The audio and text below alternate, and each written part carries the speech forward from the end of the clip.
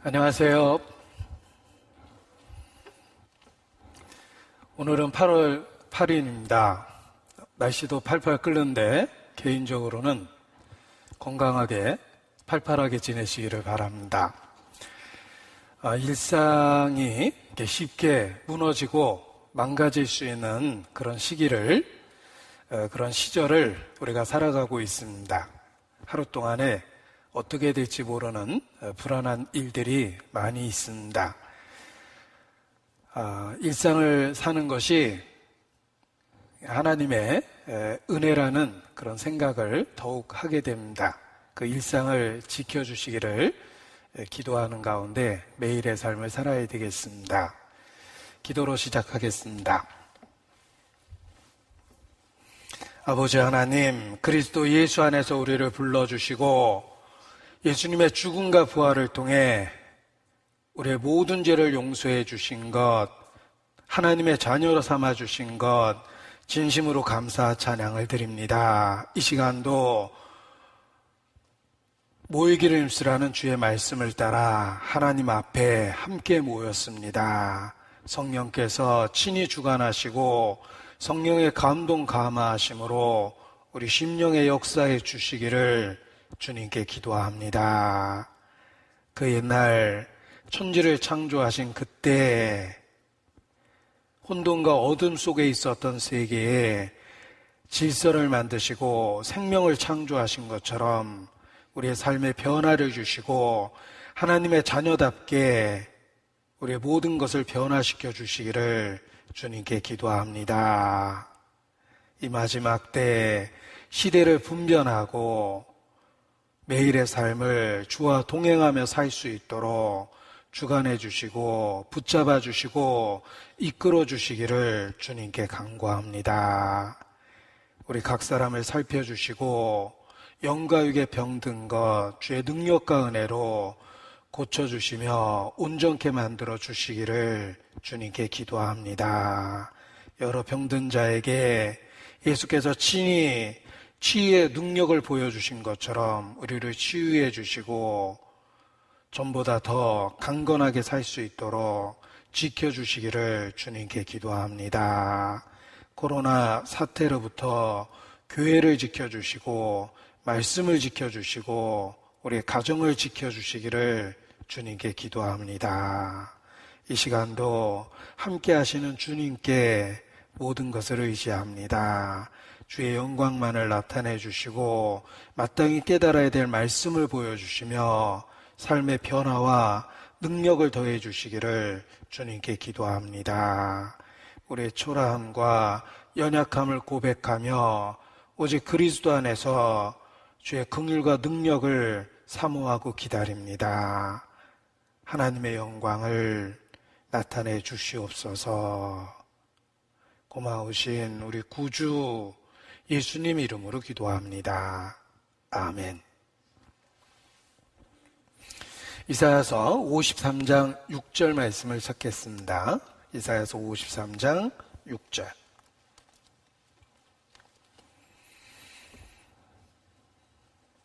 이사야서 53장 6절. 우리는 다 양 같아서 그릇 행하여 각기 제 길로 갔거늘 여호와께서는 우리 무리의 죄악을 그에게 담당시키셨도다. 성경의 핵심, 성경의 지성소, 성경의 가장 중요한 그 내용이 들어있는 말씀이라고 일컬어지는 이사야서 53장입니다. 이사야서 53장에 복음의 핵심이 놀라울 정도로 요약되어 있고 복음 전체가 들어있습니다. 그래서 제5의 복음서라고 불리워지고 있습니다. 이사야서 53장은 내용상 이사야서 52장 13절부터 연결이 됩니다. 그래서 전체적으로는 고난받는 그리스도의 모습을 총 15절의 말씀으로 우리에게 가르쳐주고 계십니다. 이 15절 전체의 말씀을 오늘도 우리 전문가가 읽어드리도록 하겠습니다. 화면을 봐주시기 바랍니다. 자, 예수님과 눈을 맞추시면서 이사야서 53장 전체의 내용을 같이 묵상하시겠습니다. 보라, 내 종이 형통하리니 받들어 높이 들려서 지극히 존귀하게 되리라. 전엔 그의 모양이 타인보다 상하였고 그의 모습이 사람들보다 상하였으므로 많은 사람이 그에 대하여 놀랐거니와 그가 나라들을 놀라게 할 것이며 왕들은 그로 말미암아 그들의 입을 봉하리니 이는 그들이 아직 그들에게 전파되지 아니한 것을 볼 것이요 아직 듣지 못한 것을 깨달을 것임이라. 제 53장. 우리가 전한 것을 누가 믿었느냐? 여호와의 팔이 누구에게 나타났느냐? 그는 주 앞에서 자라나기를 연한 순 같고 마른 땅에서 나온 뿌리 같아서 고운 모양도 없고 풍채도 없은즉 우리가 보기에 흠모할 만한 아름다운 것이 없도다.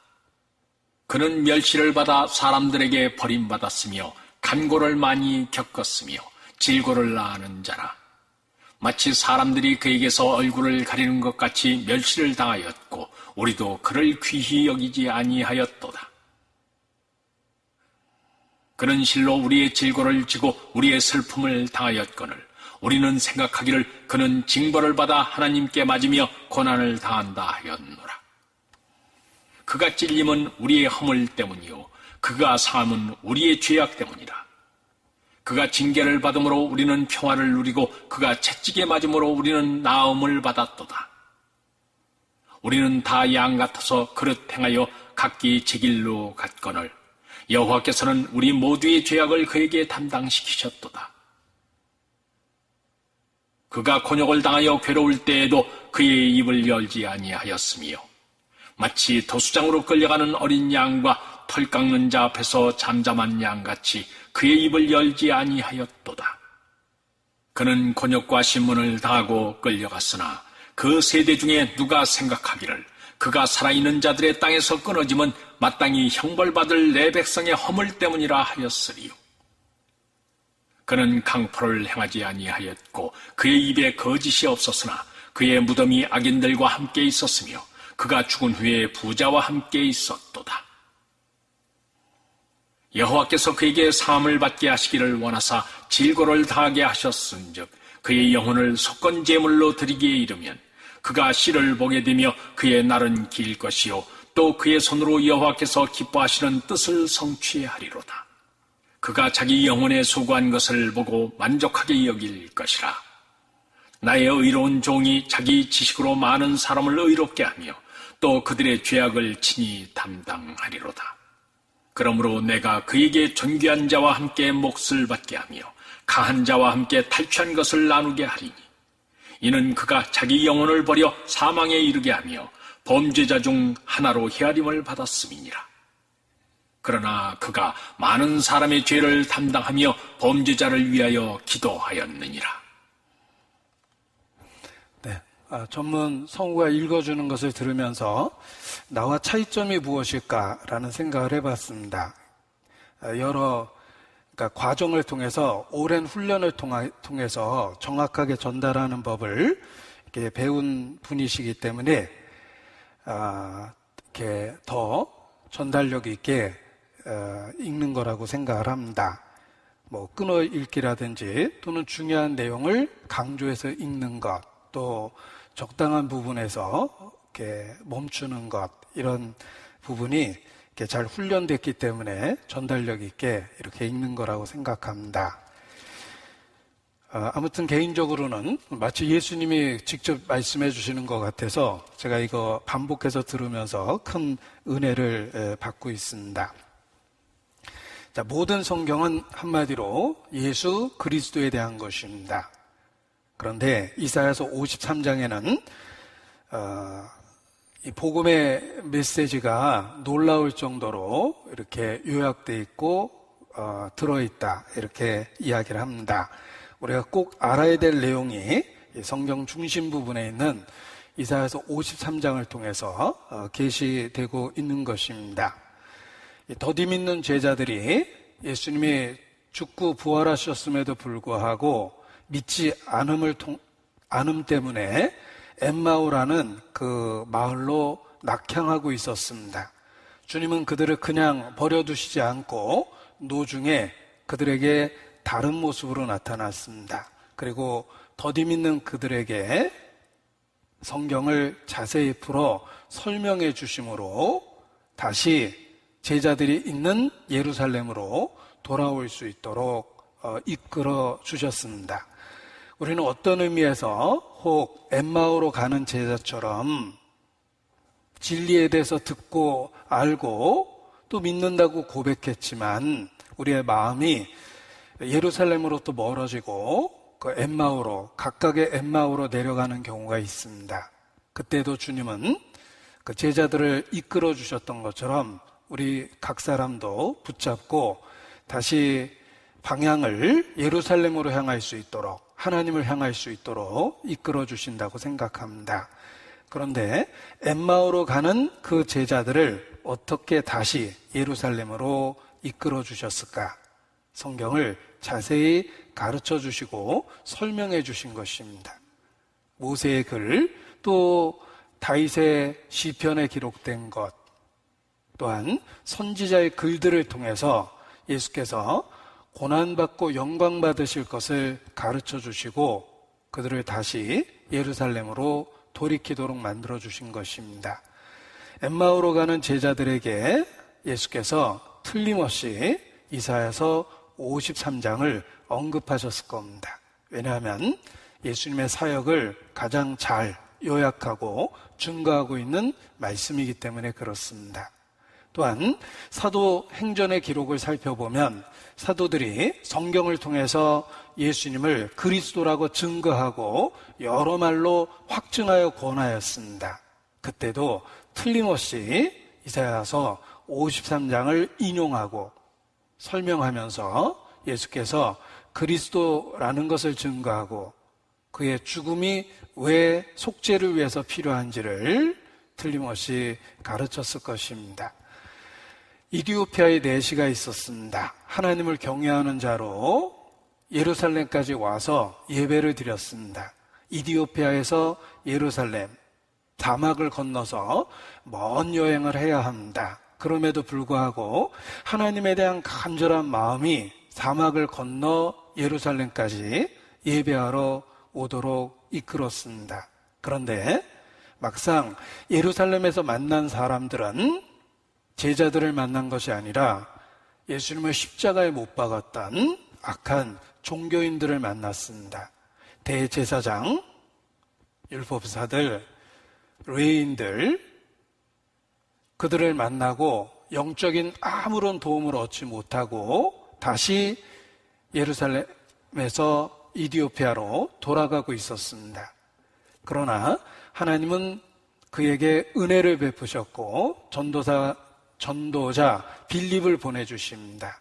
그런데 그 빌립과의 만남, 그 만남 속에서 인용됐던 성경이 바로 이사야서 53장입니다. 결코 우연이 아닙니다.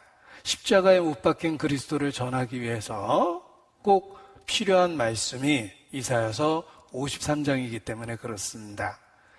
오늘 본문에 표시하시고 사도행전 8장 이디오피아 내시를 만나보러 가도록 하겠습니다. 사도행전 8장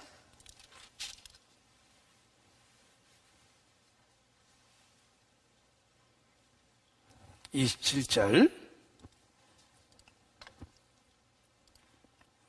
사도행전 8장 27절. 일어나 가서 보니 이디오피아 사람 곧 에디오피아 여왕 간닥의 모든 국고를 맡은 큰 권세 있는 내시가 예배하러 예루살렘에 왔다가 돌아가는데 그 먼 길을 왔지만 아무 유익을 얻지 못하고 또 영적 도움을 얻지 못하고 돌아가고 있었습니다. 그러나 하나님의 은혜는 그를 찾아왔고 그를 붙잡습니다. 이 이디오피아 내시가 성경을 읽으며 돌아가고 있었습니다. 병거를 타고 선지자 이사야의 글을 읽더라. 32절입니다. 8장 32절. 읽는 성경 귀절은 이것이니 일렀을 때 저가 사지로 가는 양과 같이 끌리었고 털 깎는 자 앞에 있는 어린 양의 잠잠함 같이 그 입을 열지 아니하였도다. 낮을 때 공변된 판단을 받지 못하였으니 누가 가히 그 세대를 말하리요. 그 생명이 땅에서 빼앗김이로다 하였거늘 메시가 빌립더러 말하되 청컨대 묻노니 선지자가 이 말한 것이 누구를 가리킴이뇨? 자기를 가리킴이뇨? 타인을 가리킴이뇨? 가장 핵심적인 구절을 읽고 가장 중요한 의문을 마음에 품은 것입니다. 그 심령에 성령께서 역사하신 것입니다. 가장 적절한 순간에 적절한 성경 구절을 읽고 있었고 그리고 마땅히 품어야 될 의문을 마음에 품었습니다. 그리고 그때 전도자 빌립이 나타난 것입니다. 이 놀라운 상황을 총연출하신 분은 바로 하나님 자신이십니다. 그 많은 성경 중에 하필이면 이사야서를 읽고 또 이사야서 중에도 복음의 핵심이 들어있는 이사야서 53장을 읽고 있었을까? 그리고 아주 적절한 의문을 품은 것입니다. 이게 누구에 대한 이야기인가? 어떤 의미로 기록된 것일까? 라는 의문을 품었습니다. 그리고 하나님은 그 순간에 빌립을 통해서 복음을 그에게 전해줍니다. 이사야서 53장은 우리가 믿는 진리를 가장 잘 표현하고 있는 말씀입니다. 우리의 생사를 건, 운명을 건 그 복음의 내용이 요약되어 있고 잘 그 복음의 내용을 담고 있는 부분이 바로 성경 중심 부분에 있는 이사야서 53장인 것입니다. 우리 시대의 유명한 설교자 한 분을 소개해 드리겠습니다. 자, 우리 시대의 영국의 유명한 설교자입니다. 마틴 로이드 존슨은 20세기 최고의 설교자다라는 평가를 받았습니다. 그는 정식으로 신학교육을 받지 않고 평신도 출신의 설교자였습니다. 원래 직업은 왕실 의사였습니다. 의사가 되는 과정은 다른 직업보다 더 어려운 과정을 겪어야 되고 더 많은 시간을 투자해야 됩니다. 사람의 생명을 다루기 때문에 더 많은 노력이 필요하고 더 많은 시간을 투자하는 것이 의사라는 직업입니다. 그는 왕실 의사였습니다. 의사 중에도 가장 인정받는 그 왕가의 가족들을 치료해주는 그런 그 의사였습니다. 그런데 평신도였던 그가 설교에 은사가 있었고 많은 분들이 그의 설교를 통해서 은혜를 받습니다. 그는 고민했지만 원래 직업을 버리고 하나님의 말씀을 전하는 일을 전문으로 하게 됩니다. 그리고 우리 시대 20세기 최고의 설교자라는 객관적인 그 평가를 받게 됩니다. 그의 이름이 마틴 로이드 존스 목사입니다. 그가 자신의 죽음을 목전에 두고 무덤 비문에 스스로 성경 구절을 하나 골랐습니다. 자신이 죽으면 자기의 무덤에 꼭 써달라고 가장 소중히 여기는 말씀 하나를 미리 이렇게 부탁을 해두었습니다. 그가 죽었을 때 사람들은 그 유언에 따라 그 말씀을 그 비문에 적어 주었습니다. 그런데 아주 특별한 부탁을 했습니다. 그 구절의 주어는 나는 이라는 말로 시작하는데 그것을 소문자로 대문자로 적지 말고 소문자로 적어달라는 특별한 부탁을 했습니다. 왜냐하면 하나님 앞에 지극히 작은 자로서 나는 대문자 쓸 자격도 없다. 자기를 낮추기 위해서 하나님 앞에 그 마음을 표현하면서 그 주어를 소문자로 써달라고 부탁을 했습니다. 그런데 그 무덤이 세월의 흔적에 의해서 낡아지면서 이상하게 그 주어만 점점 더 지워졌답니다. 그런데 글자가 희미하게 다 지워졌기 때문에 사람들이 다시 이렇게 복원하려고 처음에 하다가 목사님의 유언이 하나님 앞에 자신을 낮추기 위해서 소문자로 썼는데 이 목사님의 소원대로 자신의 존재가 사라지는 것을 더 기뻐하셨을 것이다. 사람들이 그렇게 생각하고 무덤의 글자를 복원하지 않았다라고 이야기합니다. 자, 그 무덤의 비문을 보여드리겠습니다. 이분이 왕실의사 출신의 우리 시대 최고의 설교자라고 일컬음을 받았던, 제 얼굴이 나오면 곤란합니다. 예. 화면을 바꿔주세요. 예.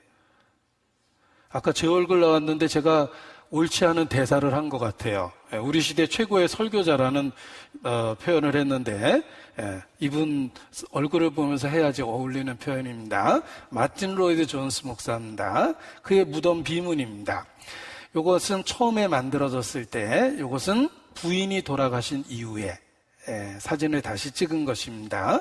그래서 목사님이 먼저 돌아가셨고 목사님 부인이 돌아가셨을 때 다시 그 밑에다 이름을 썼기 때문에 이렇게 변화가 생겼는데, 이 두 개를 비교해 보면 이 주어가 소문자 I로 썼는데 그 소문자마저 지워졌다라는 것을 알 수가 있습니다. 요 보면 소문자로 I로 쓰셨는데 이게 이제 세월의 흔적 속에서 이렇게 지워지게 되었답니다. 자, 이분이 그렇게 죽음 앞에서 자신의 신앙 고백으로 무덤 비문에까지 쓰고 싶었던 구절이 무엇일까? 바울과 같은 마음으로 바울이 가장 중요하게 생각했던 그 구절을 자신의 무덤 비문에 쓴 것입니다. 그 구절은 고린도전서 2장 2절입니다. 안 찾으면 궁금해서 죽을 겁니다. 고린도전서 2장 2절 찾겠습니다.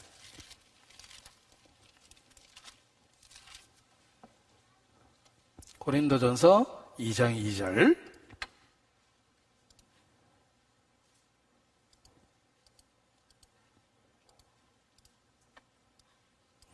내가 너희 중에서 예수 그리스도와 그의 십자가에 못 박히신 것 외에는 아무것도 알지 아니하기로 작정하였습니다.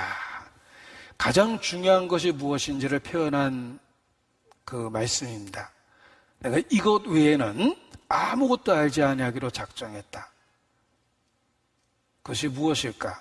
예수 그리스도와 그의 십자가에 못 박히신 것, 이것이 가장 중요한 진리이다. 모든 것을 다 잃어버려도 이것만은 붙잡고 있어야 된다라는 강조적인 표현입니다. 바울은 고백합니다. 그는 무엇이 중요한지를 확실히 알았습니다.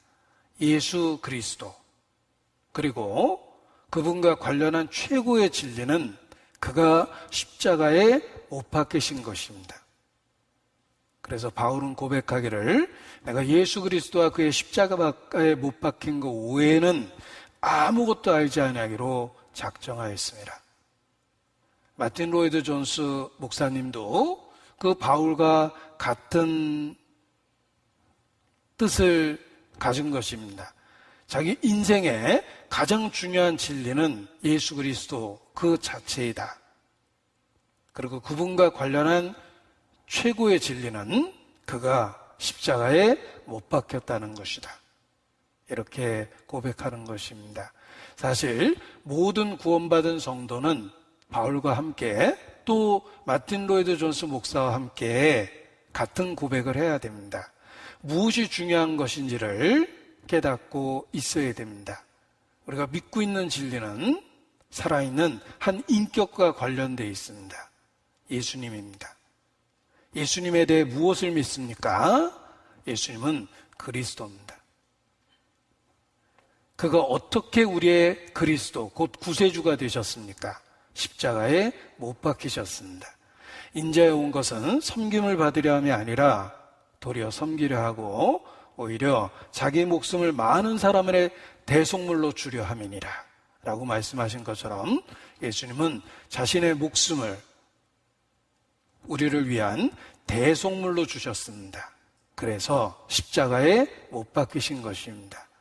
이것 외에는 아무것도 알지 아니하기로 작정했다 라고 표현한 것처럼 우리는 이 진리를 가장 중요시 여겨야 됩니다. 가장 중요한 진리라고 하나님께서 말씀하셨기 때문에 그렇습니다. 중국의 선교 일화 속에서도 들었던 그 이야기가 있습니다.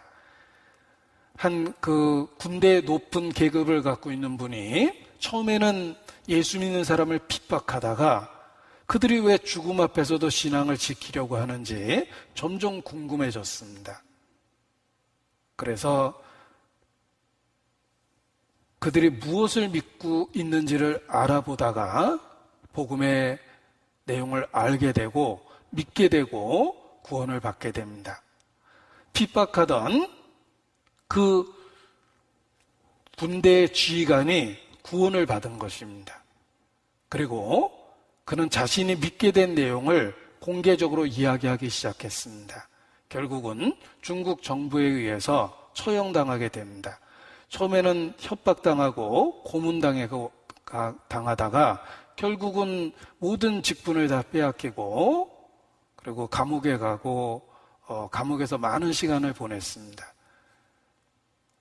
협박도 받고 고문도 당했기 때문에 거의 폐인이 돼서 이렇게 노년을 보내게 됐답니다.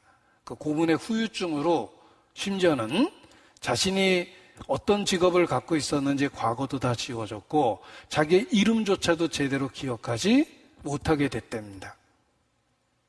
그런데 놀라운 건 그에게 예수님을 아십니까? 하고 물어봤을 때는 죽는 순간까지 정확한 신앙 고백을 했다라는 그 선교 일화가 있습니다. 예수님을 아십니까? 라고 질문을 받으면 자기 이름조차 떠올리기 어려울 정도로 폐인이 되었지만 예수님에 대한 정확한 신앙 고백을 죽는 순간까지 했다라는 그런 일화가 있습니다. 오래전에 들었던 중국 선교에 대한 이야기인데 마음에 큰 교훈이 됐습니다. 하나님이 그 마음의 진리를 새겨주셨기 때문에 육신은 망가지고 자신의 이름조차, 자신의 과거조차 기억할 수 없을 정도로 망가졌지만 구원 얻는 놀라운 진리는 마음에 성령께서 새겨주셨기 때문에 죽음에 이를 때까지 신앙을 고백할 수 있었다라고 이야기를 합니다. 우리도 마찬가지입니다. 우리가 믿고 있는 진리는 한마디로 예수님이 그리스도라는 것을 믿습니다. 그리고 그가 어떻게 나의 구세주가 되었는가라는 것을 설명해 보라면 그가 십자가에 못 박히셨다는 사실을 증거할 수밖에 없습니다. 가장 중요한 진리입니다. 그리고 이 중요한 진리를 자세히 풀어 설명한 말씀 중에 하나가 바로 이사야서 53장이 되는 것입니다. 예수 그리스도와 그의 십자가에 못 박히신 것, 이것이 가장 중요한 진리인데 그 구체적인 내용이 무엇인지를 이사야서 53장이 설명해 주고 있다는 것입니다. 사람이 어떻게 구원을 얻습니까? 이사야서 53장이 설명해 줍니다. 선생들아, 내가 어떻게 해야 구원을 얻을 수 있으리까? 바울이 빌립보 간수에게 대답해 주었습니다. 주 예수를 믿으라. 그리하면 너와 내 집이 구원을 얻으리라. 예수 믿으면 왜 구원을 받습니까? 라고 이어지는 계속되는 질문에 대한 답이요 설명입니다. 이사야서 53장이 그러합니다. 이사야서 53장은 예수께서 어떻게 우리의 구세주가 되었고 어떻게 죄인을 구원하시는지를 설명해주고 우리에게 이해시켜주고 있는 말씀입니다. 그래서 이사야서 53장이 중요한 것입니다. 그리스도의 죽음의 이유를, 그가 십자가에 못 박히셨다는 사실이 왜 우리의 구원이 되는지를 설명하고 이해시켜주는 것이 바로 이사야서 53장이라는 것입니다. 자, 지혜로운 자는 무엇이 중요한 일인지, 무엇이 급한 일인지를 잘 알고 있습니다. 그가 지혜로운 사람입니다. 어리석은 사람은 무엇이 중요한지 잘 모릅니다. 무엇이 우선순위에 있는지를 모르는 사람이 어리석은 사람입니다. 학생들도 학교에서 공부할 때도 마찬가지입니다. 지혜로운 학생은 중요한 것을 중요하게 여기고 공부를 합니다. 어리석은 학생은 별로 중요하지 않은 데다 시간을 투자하고 안 중요한 데다 막 밑줄 긋고 그러다가 성적이 점점 떨어지는 것입니다. 지혜는 중요한 것을 중요하게 아는 것, 우선순위를 확실하게 아는 것, 무엇이 위험한 것인지를 아는 것, 이런 것이 지혜입니다. 영적으로 더욱 그러합니다. 우리는 가장 핵심적이고 가장 중요한 진리가 바로 그리스도가 십자가에 못 박혔다는 그 사실이라는 것을 항상 일깨우고 살아야 됩니다. 그런데 불행하게도 세상은 중요한 것을 보지 못합니다. 심지어 우리 자신도, 믿음을 고백하는 우리 자신도 한때는 그를 중요하지 않게 여겼습니다. 그 진리를 중요하지 않게 여겼던 시절이 있고, 또 때로는 구원받은 이후에도 우리의 마음이 무뎌지고 세상과 가까워지면 이 핵심적이고 중요한 진리를 소홀히 여기고 진부하게 여기고 늘 듣는 이야기처럼 생각해버리고 겉듣는 경향이 있습니다. 세상은 이 중요한 진리를 중요하지 않게 여깁니다. 우리도 한때 그러했습니다. 심지어는 신앙생활하는 중에도 우리의 신앙이 병들면 이런 복음의 진리를 소홀히 여기고 늘 듣는 이야기처럼 그렇게 여겨버리는 어리석은 경우가 있습니다. 그러나 항상 스스로 일깨워야 됩니다. 스스로 조심해야 됩니다. 중요한 것을 중요하게 여길 수 있도록, 우선순위를 확실히 할 수 있도록 스스로 일깨워야 됩니다. 이사야서 53장은 위치적으로 또 성경 중심부에 있습니다. 우리 육체의 생명이 심장을 통해서 유지되듯이 심장과 같은 말씀이 바로 이사야서 53장인 것입니다. 자, 이사야서 53장을 다시 보겠습니다.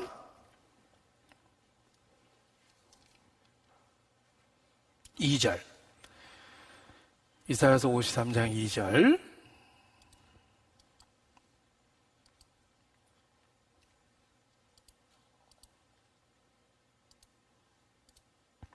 그는 주 앞에서 자라나기를 연한 순 같고 마른 땅에서 나온 줄기 같아서 고운 모양도 없고 풍채도 없은즉 우리의 보기에 흠모할 만한 아름다운 것이 없도다.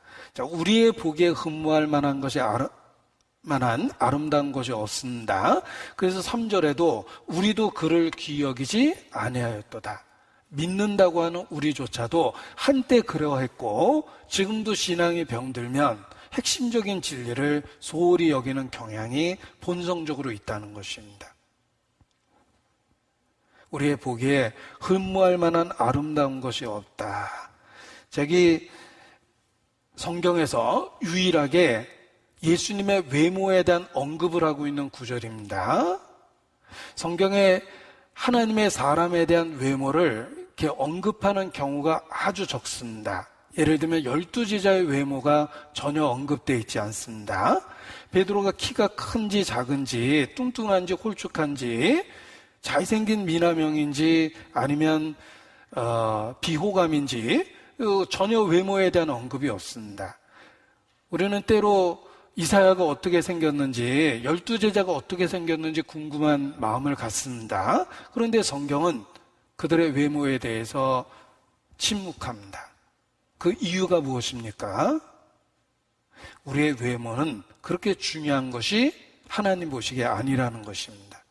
사람은 외모를 보거니와 나와 여호와는 사람의 중심을 살피느니라 라는 말씀처럼 하나님 보시기에 외모는 그렇게 중요한 것이 아니기 때문에 12제자에 대한 모습이 언급되어 있지 않는 것입니다. 자, 그런데 여기 예수님의 모습을 얼핏 엿볼 수 있는 표현이 있습니다. 고운 모양도 없고 풍채도 없다. 자, 예수님은 연한 순 같고 마른 땅에서 나온 줄기 같다, 이렇게 표현하셨는데 이게 아주 보잘것없는 외적 모습이라는 뜻입니다. 척박한 곳에서 자라는 그 순, 무슨 아름다운 꽃이 아닙니다.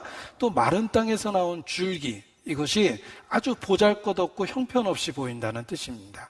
고운 모양도 없고 풍채도 없다. 예수님의 외모가 그러했다는 것입니다. 우리가 얼핏 생각하는 구원자의 모습은 그 외적으로도 굉장히 호감 있는 모습일 거라고 이렇게 상상을 합니다. 예를 들면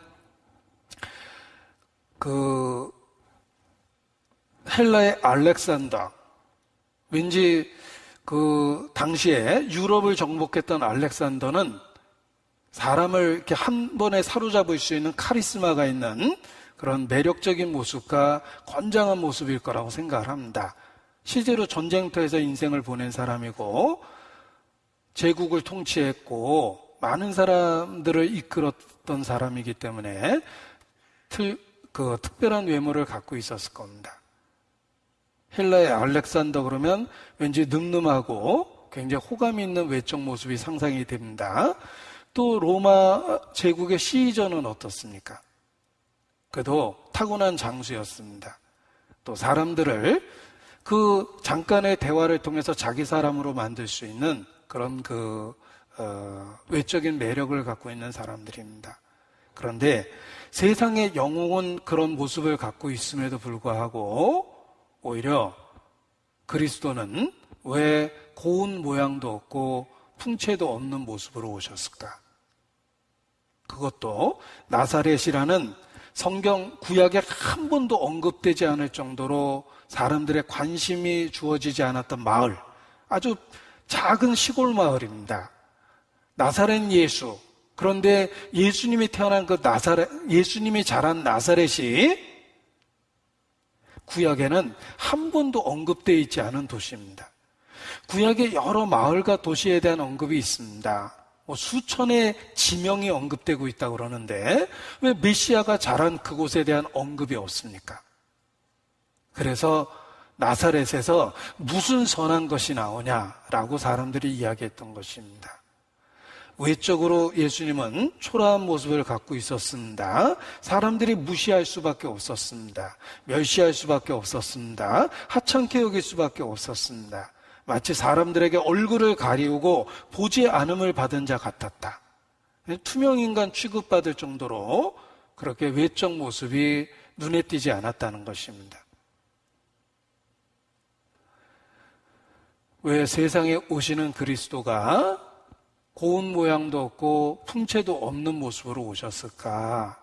그리고 하필이면 그가 성장했던 그곳이 나사렛이라고 사람들에게 멸시받을 만한 그런 작은 동네에서 지내셨던 것일까? 어떻게 목수의 아들로 오셨을까? 왜 하나님이 그러한 선택을 하셨을까라는 생각을 하게 됩니다. 그런데 기억할 것은 그렇게 흠모할 만한 것이 없는 그런 초라한 모습으로 오신 것이 바로 진리의 속성을 우리에게 보여주는 것입니다. 예수님의 외적 모습, 사람들이 흠모할 만한 아름다운 것이 없는 그 외적 모습은 진리가 세상에서 어떤 취급을 받는지에 대해서 일깨워주는 것입니다. 단지 외모만 초라했다는 것이 아닙니다. 예수 그리스도와 관계된 그 진리가 세상의 관점에서는 얼마나 초라한지를 사람들 보기에 흠모할 만한 아름다운 것이 없는 모습이고 사람들이 귀히 여기지 못할 그런 외적 모습을 갖고 있다는 것을 우리에게 보여주는 것입니다. 예수님의 외적인 초라한 모습이 진리의 외적 모습이며 사람들이 평가할 때 별다른 주의를 기울이지 못할 만큼 그런 모습을 갖고 있다는 것을 가르쳐 주시는 것입니다. 우리가 믿고 있는 이 진리가 세상적 관점에서는 그렇게 매력적이지 못합니다. 귀히 여기지 못하고 흠모할 만한 아름다운 것이 없는 것처럼 취급을 받게 되는 것입니다. 이것이 십자가에 못 박힌 그리스도를 전하는 진리의 모습입니다. 우리가 중요하게 여기는 진리를 예수 그리스도와 그의 십자가에 못 박히신 것이라고 말씀을 드렸습니다. 화면을 통해서 보여드립니다. 우리가 전하고 있는 진리가 무엇입니까? 십자가에 못 박힌 그리스도입니다. 우리의 구세주로 믿는 분이 바로 이분입니다. 무기력하게 처절하게 죽어가고 있는 이 모습을 우리는 소중하게 여기고 가장 중요한 진리라고 전하고 있습니다. 이것이 세상 사람 보기에는 흠모할 만한 아름다운 것이 없는 것이요, 귀히 여길 가치가 없는 것으로 여김을 받는다는 것입니다. 예수님의 초라한 외적 모습이 십자가에 못 박힌 그리스도라는 진리의 외적 모습과 같다. 사람들 보기에 별다른 주의를 기울이지 못한 가치 없게 여김을 받는 그런 모습이라는 것입니다. 고린도전서 1장입니다. 고린도전서 1장 19절. 고린도전서 1장 19절입니다. 기록된 바 내가 지혜 있는 자들의 지혜를 멸하고 총명한 자들의 총명을 폐하리라 하였으니 지혜 있는 자가 어디 있느뇨? 선비가 어디 있느뇨? 이 세대의 변사가 어디 있느뇨? 하나님께서 이 세상의 지혜를 미련케 하신 것이 아니뇨? 하나님의 지혜에 있어서는 이 세상이 자기 지혜로 하나님을 알지 못하는 거로 하나님께서 전도에 미련한 것으로 믿는 자들을 구원하기를 기뻐하셨도다. 세상 지혜를 갖고 세상 총명을 갖고 진리를 이해할 수 없다라고 말씀하십니다. 세상 지혜로 세상 관점에서 세상적인 판단을 갖고 보면 진리를 깨달을 수 없다고 말씀하십니다. 하나님은 전도에 미련한 것으로 믿는 자를 구원하십니다. 미련해 보이지만 그 속에 하나님의 지혜가 있다는 것입니다. 그래서 22절, 고린도전서 1장 22절. 유대인은 표적을 구하고 헬라인은 지혜를 찾으나 우리는 십자가에 못 박힌 그리스도를 전하니 유대인에게는 꺼리끼는 것이요 이방인에게는 미련한 것이로되 오직 부르심을 입은 자들에게는 유대인이나 헬라인이나 그리스도는 하나님의 능력이요 하나님의 지혜니라. 세상 지혜로 이해할 수 없습니다. 세상 관점에서 보면 가치 없어 보입니다. 그러나 십자가에 못 박힌 그리스도는 하나님의 능력이요 우리를 구원하시는 하나님의 지혜입니다. 자, 유대인은 표적을 구하고 헬라인은 지혜를 찾는다. 지금도 그렇습니다. 유대인 스타일의 사람들은 표적을 구합니다. 기적이 일어나면 믿습니다. 초자연적인 기적이 일어나면 그것이 무조건 신으로부터 왔다고 받아들입니다. 그래서 기적이 있다라는 곳에 유대인 스타일의 사람들이 모입니다. 헬라인 스타일의 사람들은 지금도 지혜를 찾습니다. 논리적이고 이성적이고 설득력 있는 인간적인 표현을 좋아합니다. 그것이 헬라인 스타일의 사람들이에요. 그래서 헬라인 스타일의 사람들은 교회를 선택할 때도 목사님 학벌부터 봅니다. 대학은 제대로 나왔는지, 유학이라도 했는지, 학사인지 석사인지 박사인지, 그런 거 구별하면서 교회를 선택합니다. 헬라인 스타일이에요. 논리적이고, 웅변적이고, 지혜적이고, 철학적이고, 이런 거 좋아하는 겁니다. 유대인 스타일은 그냥 초자연적인 기적. 그런 기적이 일어나면 그게 하나님이 거기 계시다고 생각합니다. 지금도 유대인 스타일의 목회를 하시는 분이 있고 헬라인 스타일의 목회를 하는 분도 계십니다.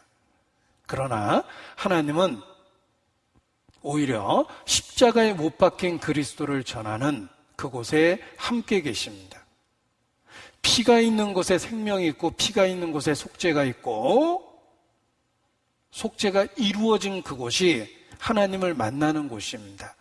그래서 구약은 속죄가 성막에서 이루어졌습니다. 성막은 피를 흘리는 곳입니다. 성막의 또 다른 이름은 회막입니다. 회막. 하나님을 만나는 곳이라는 뜻이에요. 하나님은 피가 있는 그곳, 피로 속죄가 이루어진 그곳에서 만나 주십니다. 십자가에 못 박힌 그리스도를 고백하는 그곳에 하나님의 교통이 있는 것입니다. 우리가 믿고 있는 이 진리는 한마디로 십자가에 못 박힌 그리스도입니다. 이러한 진리는 유대인에게는 꺼리끼는 것이요 헬라인에게는 미련해 보이는 것입니다. 그러나 구원 얻는 자에게는 하나님의 능력이요 하나님의 지혜입니다. 30절 고린도전서 1장 30절입니다. 너희는 하나님께로부터 나서 그리스도 예수 안에 있고 예수는 하나님께로부터 나와서 우리에게 지혜와 의로움과 거룩함과 구속함이 되셨으니 기록된 바 자랑하는 자는 주 안에서 자랑하람과 같게 하려 함이니라. 자, 주 안에 그리스도인이 있습니다. 우리의 영적인 주소는 주 안입니다. 그리스도 안에 있습니다. 저는 인천의 주안이라는 동네만 가도 지나가도 은혜를 받습니다. 주 안에 있는 나에게 딴 근심이 있으랴. 인천에 가면 주안이라는 곳이 있는데 주님 안에 있다는 생각이 나서 은혜를 받습니다. 반면에 익산을 지날 때에는 저절로 회개하게 됩니다. 왜냐하면 익산의 옛날 이름이 일이죠. 죄 있는 자들아 이리로 오라 방황치 말고 오라. 그래서 익산을 지날 때는 회개하게 되고 인천 주안에 있으면은 평강을 누리게 됩니다. 자, 주님 안에서 얻은 것이 무엇입니까? 지금 읽은 1장 30절 말씀을 보십시오. 그리스도 예수 안에서 얻은 것이 무엇입니까? 예수님은 우리에게 지혜와 의로움과 거룩함과 구속함이 되신 겁니다. 우리가 예수님께 속해 있다, 주 안에 있다라는 말은 주님은 우리에게 지혜와 의로움과 거룩함과 구속함이 되신다라는 사실입니다. 그래서 십자가에 못 박힌 그리스도라는 진리를 우리가 가장 소중히 여기고 목숨처럼 여기는 것입니다. 비록 표적을 좋아하는 유대인에게는 꺼리끼는 것이고 지혜를 좋아하는 헬라인 스타일의 사람들에게는 미련해 보이는 거지만 우리는 십자가에 못 박힌 그리스도를 고백하며 그 안에서 구원의 확신을 갖고 하나님이 주시는 위로를 경험하는 것입니다. 예수님은 나에게 지혜와 의로움과 거룩함과 구속함이 되셨기 때문에 그렇습니다. 24절 고린도전서 1장 24절입니다. 오직 부르심을 입은 자들에게는 유대인이나 헬라인이나 그리스도는 하나님의 능력이요 하나님의 지혜니라. 세상에 귀 여기지 않는 그 진리가 믿는 우리에게는 가장 지혜로운 것이고 가장 능력이 되는 말씀이라는 것입니다. 예수님의 그런 외적 모습, 고운 모양도 없고 풍채도 없다. 흠모할 만한 아름다운 것이 없다. 귀히 여김을 받을 만한 외적 조건이 없다. 이런 예수님의 외적 모습은 진리의 모습이며 십자가에 못 박힌 그리스도라는 진리는 사람들 보기에 가치 없어 보이고 흠모할 만한 아름다운 것이 아니라고 여김을 받습니다. 그러나 믿는 우리에게는 하나님의 능력이요 하나님의 지혜가 되는 것입니다. 그래서 십자가에 못 박힌 그리스도를 고백하고 사는 것입니다. 십자가에 못 박힌 그리스도를 고백한다. 영원토록 내 할 말 예수의 피밖에 없네. Nothing but the blood of Jesus. 영어 제목이 그렇습니다. Nothing but the blood of Jesus. 이 nothing but이라는 말이 굉장히 강한 표현입니다. 간단하게 번역하면 only. 예수의 피만 믿는다. 이렇게 번역하지만 어감 자체를 직역을 해보면 nothing but 그 외에 아무것도 필요 없다는 뜻입니다. 그래서 바울도 그렇게 고백했고 우리 시대의 존경받는 설교자 마틴 로이드 존스 목사도 그렇게 고백한 겁니다. 내가 예수 그리스도와 그의 십자가에 못 박힌 것 외에는 아무것도 알지 아니하기로 작정하였습니다. 다 잃어버려도 이것만 붙잡으면 된다라는 것입니다. 우리가 믿고 있는 진리가 세상적 관점에서는 초라해 보입니다. 흠모할 만한 아름다운 것이 없습니다. 사람들은 귀히 여기지 않습니다. 그러나 믿는 우리에게는 그리스도는 하나님의 능력이요 지혜입니다. 예수님은 우리에게 지혜와 의로움과 거룩함과 구속함이 되셨고 충분하고 완전한 진리 그 자체입니다. 다른 것을 더 이상 기웃거릴 필요가 없는 완전한 답이 된 겁니다. 십자가에 못 박힌 그리스도. 이것이 우리가 믿고 고백하는 진리입니다. 자, 그런데 이러한 진리를 볼 수 있게 만들어준 것도 세상적 관점에서는 연약하고 작아 보이고 가치 없어 보이는 것들이 이러한 진리를 볼 수 있게 만들어줬고 들을 수 있게 만들어줬고 믿을 수 있게 만들어줬고 붙잡을 수 있게 만들어준 겁니다. 진리의 모습은 흠모할 만한 아름다운 것이 없습니다. 세상적 관점에서는. 그런데 이 진리를 우리가 믿게 된 이유도 그러합니다. 우리에게 있는 것 중에 약한 것, 작은 것, 초라한 것, 보잘것없는 것, 열등한 것들이 이 진리를 볼 수 있게 만들어주고 들을 수 있게 만들어주고 믿을 수 있게 만들어주고 붙잡을 수 있게 만들어준 겁니다. 하나님이 주신 내게 있는 모든 것을 분석해보면 좋은 것이 있고 나쁜 것이 있습니다. 내가 자랑할 만한 세상적 관점에서 자랑할 만한 것들이 있고 세상적 관점에서 열등한 것, 초라한 것, 약한 것들이 있습니다. 하나님이 내게 주신 걸 분석해보면 그렇습니다. 예를 들면 제가 정상적인 교육을 받고 좋은 시절에 좋은 교육을 받고 평범한 사람들이 알고 있는 것을 나도 알 수 있는 기회를 받았습니다. 이건 내게 주신 좋은 것들이죠. 그리고 내게 주신 열등한 것들도 있습니다. 고운 모양도 없고 풍채도 없은즉 이 구절도 저에게 해당됩니다. 내게 열등한 것들이 있습니다. 어린 시절부터 내게 열등감을 일으켰던 내용들이 있어요. 그런데 생각해보면 내가 예수님을 믿게 된 그 이유는 내게 있는 장점들이 예수님을 믿게 한 게 아닙니다. 오히려 내가 갖고 있는 장점은 진리를 대적하고 판단하고 비난하곤 했습니다. 내게 있는 열등한 것, 내게 있는 약한 것들, 아픈 것들, 그런 것들이 오히려 예수님을 자꾸 알고 믿게 했던 것입니다. 진리는 외적으로 그런 모습을 갖고 있고 우리 개인적으로도 내게 있는 약한 것들이 오히려 예수님을 볼 수 있게 만들었다는 것도 알아야 됩니다. 고린도전서 1장입니다. 여기 하나님이 택한 5가지 사역자가 있다고 이야기합니다.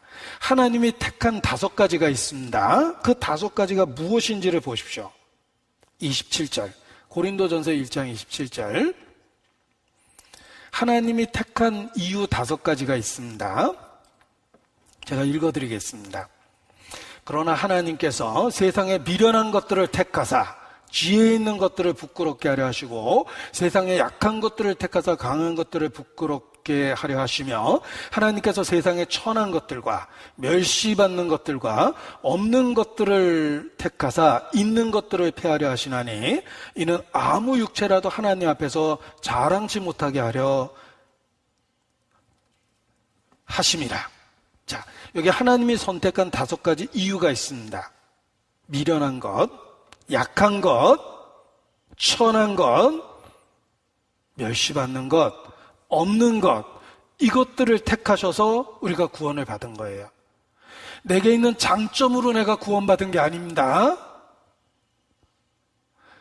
내가 그렇게 가슴 아파하고 상처받고 내 스스로 내 자신에 대해서 싫어했던 그런 것들이 진리를 볼 수 있고 들을 수 있고 믿을 수 있게 만들어준 겁니다. 하나님이 택한 5가지 이유를 보십시오. 미련하고 약하고 천하고 멸시받고 없는 것들을 택해 주신 거예요. 내가 예수님을 믿게 된 이유가 그렇습니다. 내게 있는 장점이 예수님을 믿게 한 게 아니라 내게 있는 단점이 그 열등한 것이 내게 상처를 주었던 그것들이 예수님을 알고 믿고 붙잡을 수 있도록 이끌어 준 겁니다. 우리가 주님 앞에 서면 그날 더 확실히 알게 될 겁니다.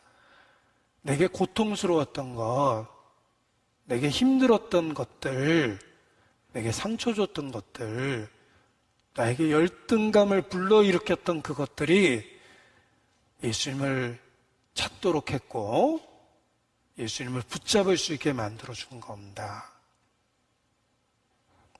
하나님이 택한 것 5가지를 기억해 보십시오. 우리에게 있는 모든 약한 것들이 오히려 예수님을 믿을 수 있는 동기가 된 겁니다.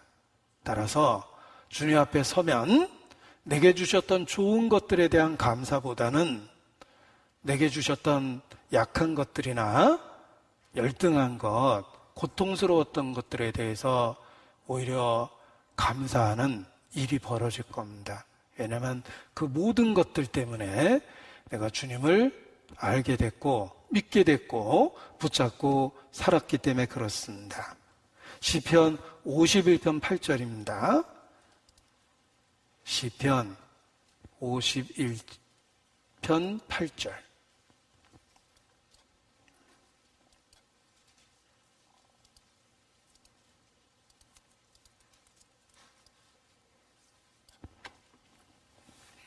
시편 51편 8절 함께 읽습니다. 나로 즐겁고 기쁜 소리를 듣게 하사 주께서 꺾으신 뼈로 즐거워하게 하소서. 뼈가 꺾어지면 얼마나 고통스럽습니까? 우리가 체감할 수 있는 통증 중에 뼈가 꺾어진다라는 통증이 가장 큰 통증을 불러일으키는 것 중에 하나입니다. 단순한 타박상하고는 다르죠. 그런데 그 가장 고통스러운 그것으로 인해서 오히려 감사하게 되는 것이 역설이지만 사실입니다. 주께서 꺾으신 뼈로 즐거워하게 하소서. 내게 좋은 것들만 인생에 주셨다면 여호와가 누구냐? 하나님이 누구냐? 라고 소리쳤을 거고 내게 복음을 전하면 중심으로 비웃었을 겁니다. 우리의 보기에 흠모할 만한 아름다운 것이 없고 귀히 여길 만한 것이 없게 보이기 때문에 그렇습니다. 그런데 내게 있는 열등한 것들이 진리를 진리로 볼 수 있도록 만들어준 겁니다. 주께서 꺾으신 뼈가 있습니다. 왜 내게 그렇게 고통스러운 그 시절을 주셨을까? 왜 내게 좋은 건강을 다 뺏어가셨을까? 결국은 그 모든 꺾으신 뼈로 인해서 가장 중요한 진리를 만나게 된 겁니다. 주께서 꺾으신 뼈로 즐거워하게 된다. 어떤 분이 기도하는 중에 하나님께 간절히 오랫동안 그 소원을 품고 기도했습니다. 드디어 응답을 받아서 직접적인 하나님의 음성을 듣게 됐답니다. 그래, 네가 그렇게 간절히 원하는 게 무엇이냐? 라고 하나님의 그 응답을 받고 너무 기뻐서 하나님, 이러이러한 것들을 제게서 없애주십시오. 너무 고통스럽습니다. 힘듭니다. 라고 이렇게 다 꺼내놨답니다. 그랬더니 하나님께서 말씀하시기를 그 모든 것들은 내가 너의 유익을 위해서 준 것들인데 하필이면 그걸 없애달라고 하냐? 라고 이렇게 말씀하셨답니다. 본인은 너무 힘들어서 그걸 다 떼버리고 싶었지만 주님은 사실은 그게 너의 유익을 위해서 준 것들인데 그걸 없애달라고 그러니까 주님이 다시 반문하신 것입니다. 우리 삶이 그렇습니다. 하나님이 얼마나 능력 있고 은혜로우신지 생각해 보십시오. 아들을 아끼지 않고 내어주시는 사랑이 많으신 분입니다. 그가 얼마나 큰 능력이 있습니까? 천지 만물의 주인이십니다. 하나님이 할 수만 있었다면 어린 왕자처럼 별 하나 그리고 사람 하나 이렇게 각각 자기 별의 왕처럼 살 수 있게 만드셨을 겁니다. 이 우주에 얼마나 많은 별들이 있습니까? 하나님은 기꺼이 별 하나 사람 하나 이렇게 만드실 수 있었습니다. 그런데 지구라는 작은 별에 우리를 다 모아놓고 힘들고 어렵게 살게 만드셨습니다. 능력도 있고 우리를 그렇게 사랑하시는데 왜 더 좋은 걸 주시려고 그런 겁니다. 하나님이 제안하셨다면 틀림없이 그럴 만한 이유가 있습니다. 바울은 많은 은혜를 받았습니다. 셋째 하늘에도 산채로 갔다 왔습니다. 그런데 그런 큰 은혜를 주셨음에도 불구하고 바울에게 육체의 가시를 주었습니다. 바울은 그 육체의 가시를 없애달라고 3번이나 기도했는데 그렇게 큰 은혜를 주신 주님께서 그까짓 가시 하나 없애지 않으셨습니다. 왜냐하면 그 육체의 가시는 바울의 유익을 위해서 주셨던 것이기 때문에 그렇습니다.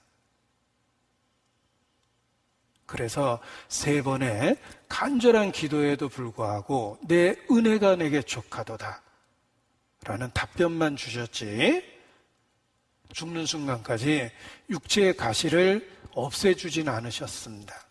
지금도 그렇습니다. 주께서 꺾으신 뼈가 있습니다. 주께서 주신 육체의 가시가 있습니다.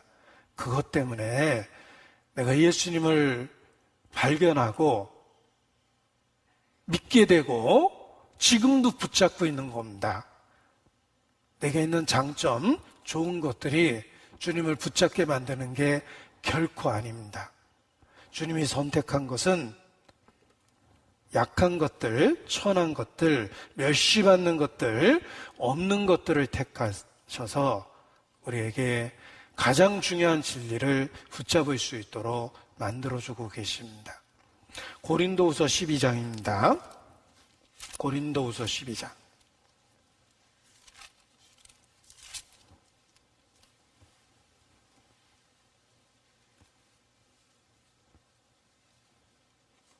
(5절)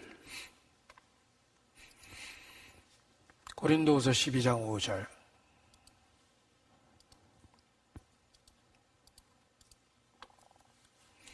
내가 이런 사람을 위하여 자랑하겠으나 나를 위하여는 약한 것들 외에 자랑치 아니하리라. 약한 것을 자랑하겠다고 말씀하셨습니다. 내 육체의 가시, 곧 사단의 사자를 주셨으니, 실제로 바울에게 은혜를 더해 주신 것입니다. 고통을 일으키는 육체의 가시를 주셨지만 사실은 은혜를 지속시킬 수 있는 은혜를 더해 주신 겁니다. 그래서 바울이 마침내 9절 10절입니다. 이런 고백을 하게 됩니다. 9절 10절 내게 이르시기를 내 은혜가 내게 족하도다. 이는 내 능력이 약한 데서 온전하여짐이라 하신지라. 이러므로 도리어 크게 기뻐함으로 나의 여러 약한 것들에 대하여 자랑하리니 이는 그리스도의 능력으로 내게 머물게 하려 함이라.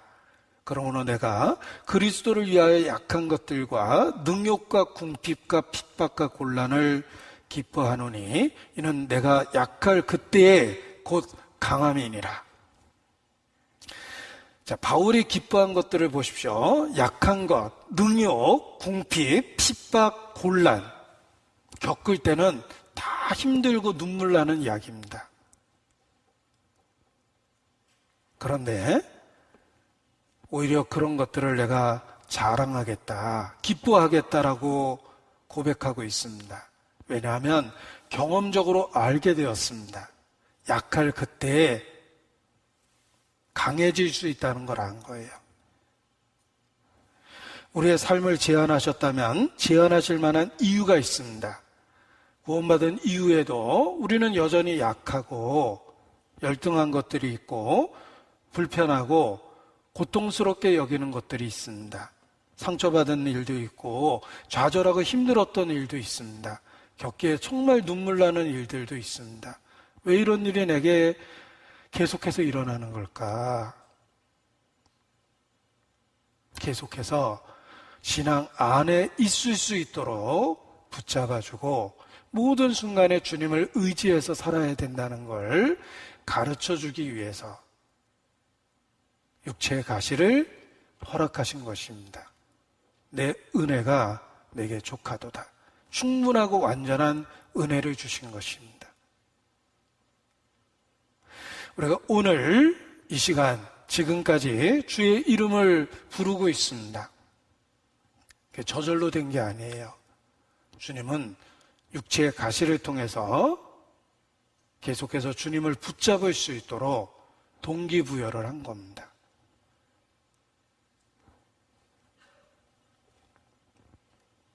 그래서 지금 이 순간에도 우리가 연약하기 때문에 주님을 붙잡고 있는 것이다 라는 걸 생각하면 내게 있는 약한 것들에 대해서 오히려 감사하는 마음을 갖게 됩니다.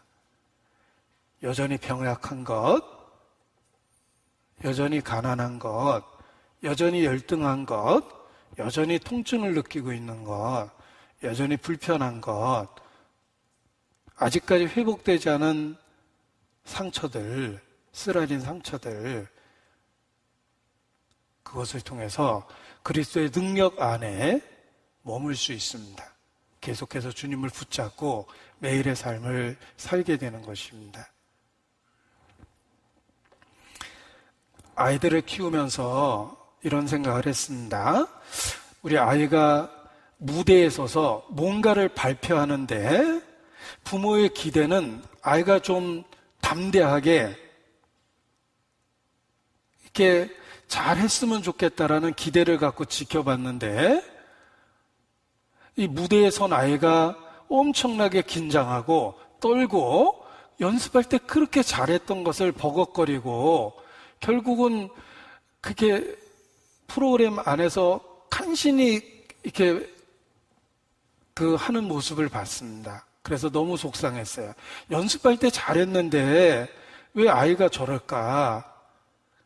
내려오면 야단칠까? 이런 생각도 들었어요. 너 그 용기 내서 씩씩하게 왜 못하고 너 잘했던 걸 그렇게 주눅 들고 그렇게 해냐? 야단칠까 하는 생각도 했는데 생각이 바뀌었습니다. 왜냐하면 일단 그 아이의 모습 속에서 어린 시절 내 모습을 봤어요. 내 모습도 나도 그 나이에 앞에 세워놓으면 긴장하고 수줍어하고 부끄럽고 혼자 있을 땐 잘하던 짓도 앞에 이렇게 흔히 멍석 깔아준다 그러죠. 그러면 그 잘하던 것도 못하고 그렇게 소심한 아이였는데 우리 아이도 그렇구나 그런 생각도 했고, 또 하나는 나의 그런 그 소심한 모습이 내가 신앙생활 하는데 과연 해가 됐을까 득이 됐을까. 내가 약하고 연약하고 열등하고 소심했기 때문에 복음을 듣고 반응하고 내게 필요하다고 생각해서 붙잡고 의지하고 결국은 주님 안에 있게 된 겁니다. 우리 아이도 부모의 기대에는 어긋났지만 그런 연약한 모습이 그리스도인으로 사는 데는 도움이 될 거다라는 생각을 했습니다. 그래서 무대에서 내려온 아이, 자기가 다 망쳤다고 자책하고 있는 아이를 오히려 위로해 줄 수 있는 마음을 갖게 됐어요. 넌 최선을 다해서 했으면 된 거야. 너 준비 많이 했잖아. 잘한 거야. 그렇게 격려해 주고 싶은 넓은 마음을 오히려 갖게 됐습니다. 그 아이를 통해서도 봤습니다. 그 연약한 모습이 혹 세상을 사는 데는 불편할 수도 있어요. 그러나 그리스도인으로 살기에는 오히려 도움이 될 거다라는 생각을 하니까 마음이 넓어지고 편안해지는 것을 느꼈습니다. 우리의 연약함이 진리를 발견하게 만든 것입니다. 그리고 또 기억할 것은 아직도 있는 그 연약함이 우리의 신앙을 유지시켜주고 있는 것입니다. 그리고 이 땅에서의 우리의 삶을 생각해 보면 좋은 날이 기다리고 있지는 않습니다.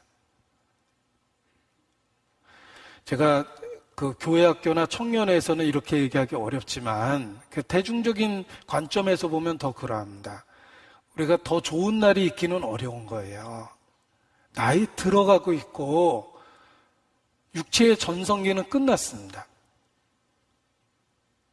점점 망가지고 쇠해져가는 모습을 매일의 삶에서 보게 될 거예요. 그런데 내가 연약함으로 주님을 만났고 연약했기 때문에 주님을 계속해서 붙잡고 있는 것이라면 앞으로 더 약해질 것이 틀림없지만 신앙은 더 좋아질 수 있습니다. 약해지는 그때가 주님을 더 의지하는 그때이기 때문에 약할 때 강해지고 앞으로 점점 더 육신적으로는 쇠하여 가겠지만 틀림없이 신앙은 좋아질 수 있습니다. 약해질수록 주님을 의지하는 마음이 강해지기 때문에 그렇습니다.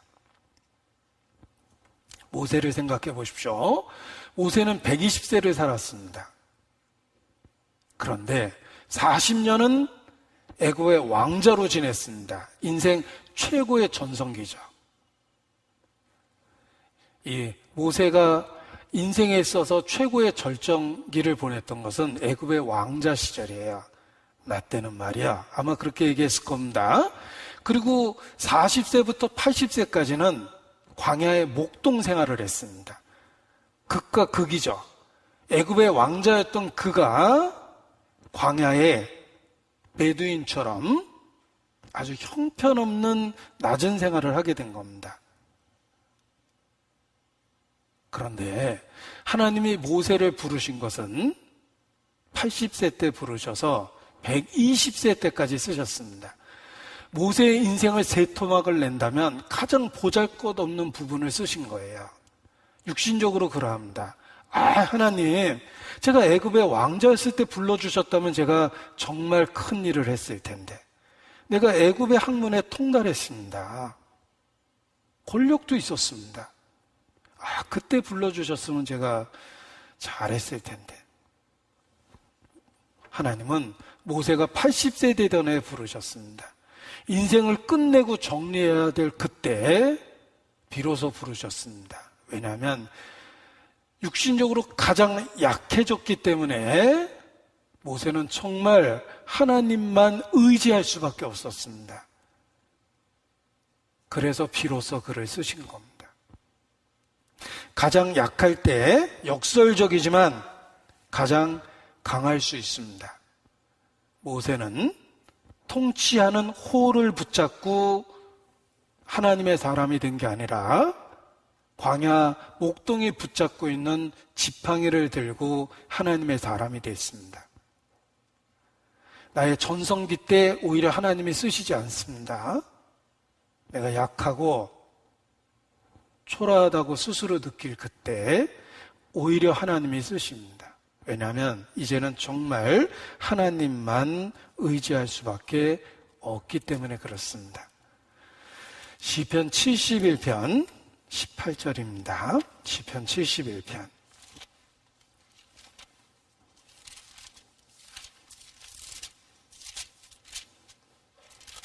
시편 71편 18절.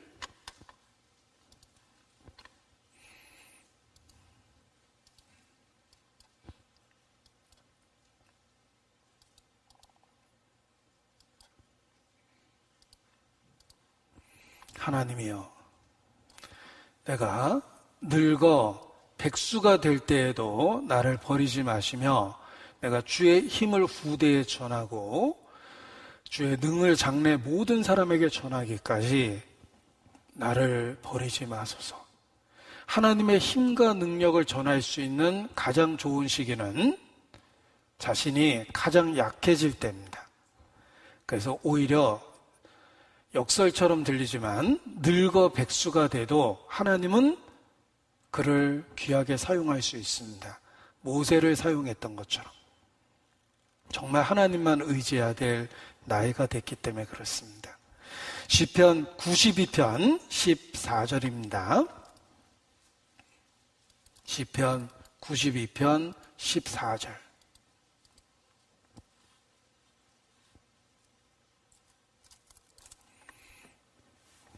우리 은장의 표대 말씀이라고 생각합니다. 늙어도 결실하며 진액이 풍족하고 빛이 청청하여 여호와의 정직하심을 나타내리로다. 여호와는 나의 바위시라 그에게 불의가 없도다. 하나님을 의지할 바위로 붙잡고 사는 사람은 늙어도 결실하고 진액이 풍족하고 빛이 청청할 수밖에 없습니다. 왜냐하면 정말 주님만 의지할 수밖에 없기 때문에 그렇습니다. 기드온을 기억하십시오. 기드온이 미디안 사람과 전쟁하기 위해서 32,000명의 군대를 모았습니다. 저쪽은 수십만 명이지만 그래도 3만여 명의 자원한 병력이 있으니까 해볼 만합니다. 그런데 전쟁에 나서는 그에게 하나님이 2만 명을 돌려보내셨습니다. 2만 2천 명을 돌려보내셨습니다. 달랑 10,000명 남았어요. 아까 3만 2천 명일 때는 해볼 만했는데 하나님이 2만 2천 명이나 돌려보냈습니다. 이제 10,000명밖에 안 남았어요. 그래도 내가 용기를 내서 최선을 다하면 될 거야. 10,000명, 그래, 10,000명으로 해보자. 그런데 하나님께서 300명만 남기고 다 돌려보내셨습니다. 이제 기드온은 자신감은 없어졌어요. 32,000명일 때는 조금 용기를 가질 수 있었고 10,000명일 때도 깡다구를 해볼 수 있었는데 300명만 달랑 남겨놓으니까 이게 용기나 깡다기로 될 문제가 아니에요. 왜 하나님이 32,000명이나 모아놨는데 달랑 300명을 남기셨을까? 이제 정말 하나님만 의지해야 될 그때다. 그걸 가르쳐 준 겁니다. 사사기 7장 2절입니다. 사사기 7장 2절.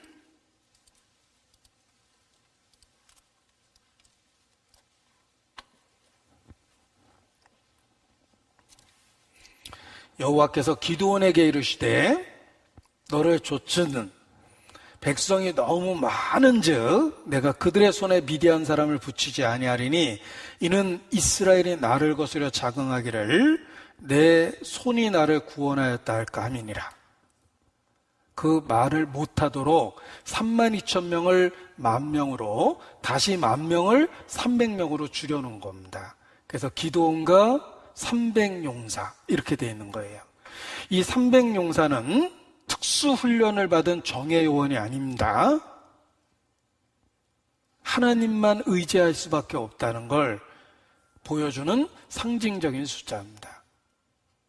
하나님은 우리 스스로 연약하다고 생각하는 그때 오히려 우리를 사용하십니다. 내게 열등한 것들을 사용해서 믿음을 가질 수 있도록 지금도 만들어 주십니다. 하나님이 사람을 단단한 쇠로 만든 게 아닙니다. 흙으로 지으셨어요. 같은 흙도 좀 짱돌로 만드셨으면 지금보다 강해졌을 텐데 하나님은 반석이나 바위나 짱돌로 만드신 게 아니라 흙으로 지으셨는데 그 흙이라는 말도 분석해보면 먼지라는 단어예요. dust. 먼지 같은 존재로 만들어버린 겁니다. 왜 우리의 육체를 초라하게 다이아몬드로도 만들 수 있고 철로 만들 수도 있고 알루미늄 합금으로 만들 수도 있는데 흙으로 지으셨을까? 우리 스스로가 얼마나 초라한지 깨달으라는 뜻입니다. 우리 육체만 갖고 생각하면 아무런 의미가 없습니다. 우리가 진토임을 기억하십시오. 지렁이 같은 너 야곱아. 야곱을 부를 때도 지렁이라고 불렀는데 우리는 말할 것 없이 연약한 존재입니다. 이것은 하나님으로 인해서 가치가 생기고 하나님하고의 관계와 사귐을 통해서 능력을 얻게 된다는 걸 기억하라는 뜻입니다. 우리는 지렁이 같습니다. 우리는 진토입니다.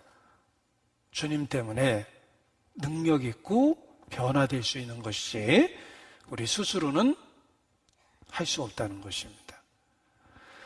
이스라엘에게 돈 버는 재주를 주셨습니다. 그때 하신 말씀도 마찬가지예요. 너희 하나님 여호와를 기억하라. 그가 내게 재물 얻을 능을 주셨음이라. 하나님이 주셔서 그들이 누릴 수 있는 겁니다. 우리 자신이 연약하다는 걸 확실히 알아야지만 하나님의 능력 안에서 살 수 있습니다. 고린도후서 1장입니다. 고린도후서 1장 바울의 고백입니다. 고린도후서 1장 8절부터 제가 읽어드립니다. 형제들아, 우리가 아시아에서 당한 환난을 너희가 알지 못하기를 원치 아니하노니 우리가 힘에 지나도록 심한 고생을 받아 살 소망까지 끊어지고 우리 마음에 사형 선고를 받은 줄 알았으니 이는 우리로 자기를 의뢰하지 말고 오직 죽은 자를 다시 살리시는 하나님만 의뢰하게 하심이라. 자, 바울은 아시아에서 연속적인 환난을 당했습니다. 얼마나 큰 고생을 했냐면 사형 선고를 받은 줄 알았다. 이렇게 표현했습니다. 그런데 그러한 고난을 허락하신 이유가 자기를 의뢰하지 말고 오직 죽은 자를 살리시는 하나님만 의뢰하게 하려 하심이라. 오직 하나님만. 누구든지 하나님을 의지합니다. 그러나 오직 하나님만 의지하는 것이 그게 진짜 신앙입니다. 하나님도 의지하는 게 아니라 오직 하나님만. 우리 스스로는 가치가 없다는 거예요. 그래서 지금도 우리가 가장 강해지는 비결은 자신이 얼마나 연약한지, 약하다는 것, 천하다는 것, 가치 없다는 것, 열등하다는 것, 이런 것들을 알아야 돼요. 그래야만 정말 오직 하나님만 의지하게 됩니다. 그걸 배우는 것이 신앙생활이에요. 호세아서 5장입니다. 호세아서 5장.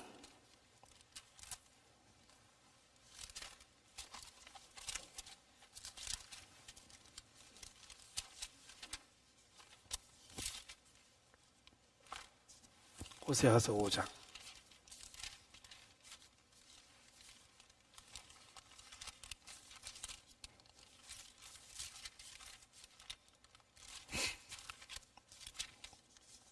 (15절입니다) 호세아서 5장 15절.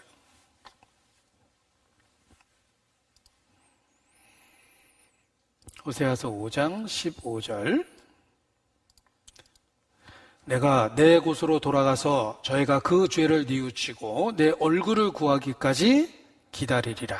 저희가 고난받을 때 나를 간절히 구하여 이르기를 오라. 우리가 여호와께로 돌아가자. 여호와께서 우리를 찢으셨으나 도로 낫게 하실 것이요 우리를 치셨으나 싸매어 주실 것임이라. 자, 우리의 마음이 하나님께로 돌이키게 되는 그 순간이 언제인가? 저희가 고난받을 때 나를 간절히 구하여 이르기를. 형통할 때가 아닙니다. 형통할 때는 기도가 형식화됩니다. 그러나 고난받을 때는 기도가 간절해져요. 그때 우리의 마음이 온전히 하나님을 향하게 됩니다. 그래서 지금도 우리 삶의 약한 것들, 열등한 것들, 고통스러운 것들, 스스로 해결 못할 어려운 일들, 하나님이 날 죽이시기로 작정했나라고 생각할 만큼 연속적인 어려운 일들, 마음의 사형 선고를 받은 것과 같은 그런 상황에 처해질 때가 있습니다. 왜냐하면 하나님만, 오직 하나님만 의지하는 법을 배울 수 있도록 하는 것입니다. 그리고 역설적이지만 우리는 그때 가장 강해지는 법을 배웁니다. 두 순교자의 이야기가 있습니다. 신앙을 지키겠다고 굳게 결심한 두 사람은 당국에 체포돼서 순교의 위기에 빠졌습니다. 그 둘은 서로를 격려하며 죽음 앞에서도 결코 신앙을 포기하지 말자고 서로 격려하면서 죽을 날을 기다렸습니다.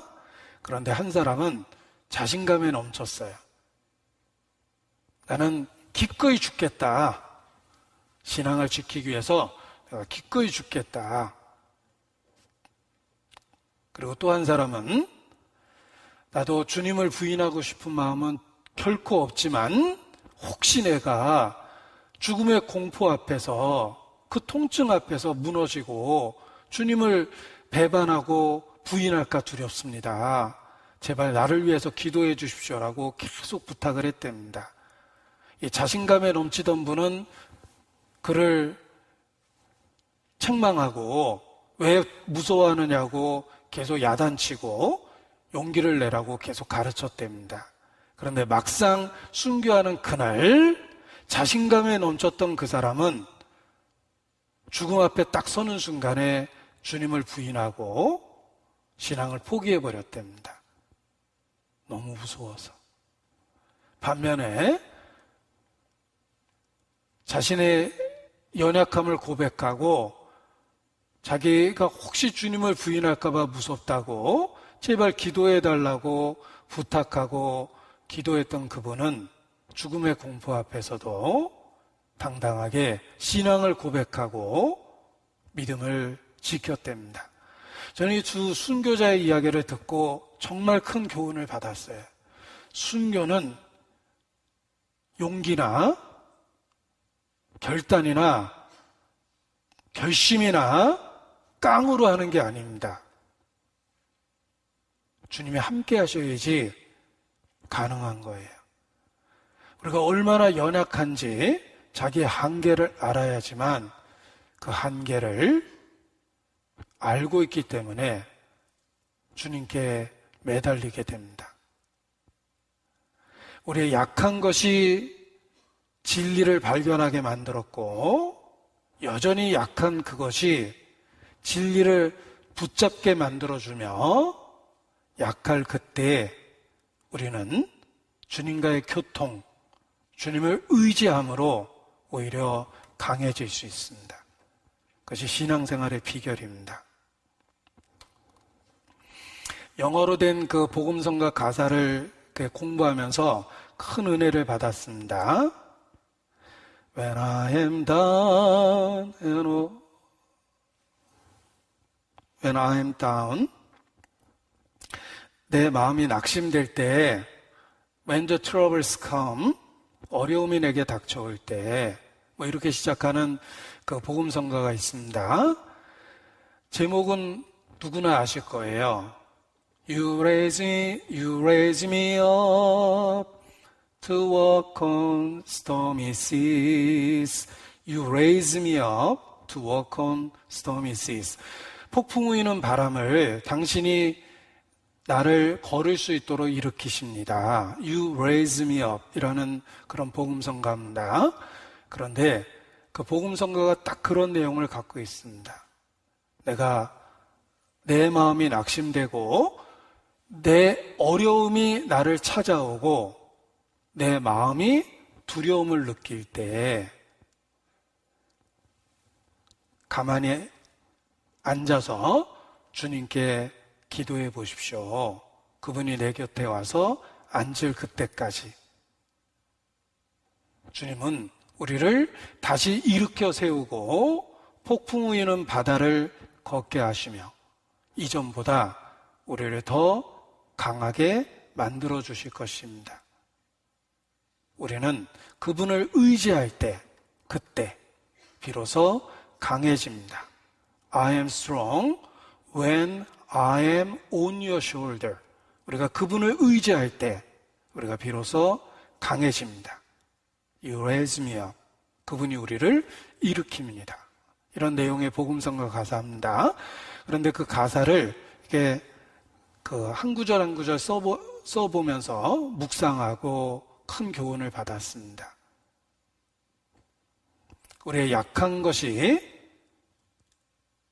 주님을 의지해야 될 필요성을 가르쳐주고 우리가 이 땅에 존재하는 한 약하기 때문에 오늘도 주님을 붙잡고 살 수밖에 없는 것입니다.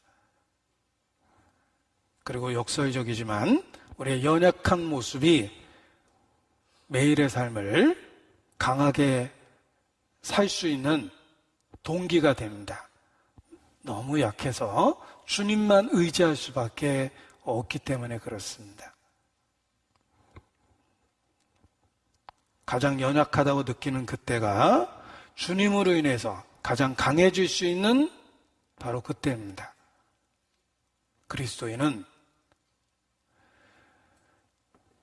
주님과 교통하는 사람입니다. 단지 하늘에서 우리를 지켜보는 주님을 믿는 것이 아니라 보라, 내가 세상 끝날까지 너희와 항상 함께하리라 라는 약속의 말씀을 붙잡고 있는 사람입니다. 매일의 삶 속에서 주님이 친밀한 교통을 하기 때문에 약하지만 강하게 살 수 있습니다. 죄성이 있는 육체를 갖고 유혹이 많은 세상에서 살고 있지만 세상에 빛이 되고 세상에 소금이 돼서 구별돼서 살 수 있는 것입니다. I am strong when I am on your shoulder. 우리가 주님을 의지할 때 바로 그때가 가장 강한 때입니다. 기도하시겠습니다. 아버지 하나님, 우리에게 진리를 나타내 주시고 주의 놀라운 그 구원의 비밀을 계시하여 주신 것 주님께 감사 찬양을 드립니다. 우리의 연약함을 축복하시고 그리스도 안에서 복이 되게 바꿔주셨습니다. 지금도 연약하지만 함께 하시는 그 약속을 믿고 더욱 주님을 의지합니다. 폭풍우위는 이 세상에서 우리를 보존해 주시고 주님과의 교통을 통해서 주님이 주시는 능력으로 살 수 있도록 매일의 삶을 인도해 주시기를 주님께 간구합니다. 이 마지막 때 시대를 분변하고 그리스도인답게 살 수 있도록 붙잡아 주시고 인도하여 주시옵소서. 코로나 사태로부터 교회와 말씀을 지켜주시고 우리 가정을 지켜주시며 우리에게 속한 자를 지켜주시기를 주님께 기도합니다. 주께 의지합니다. 고마우신 우리 구주 예수님 이름으로 기도합니다. 아멘.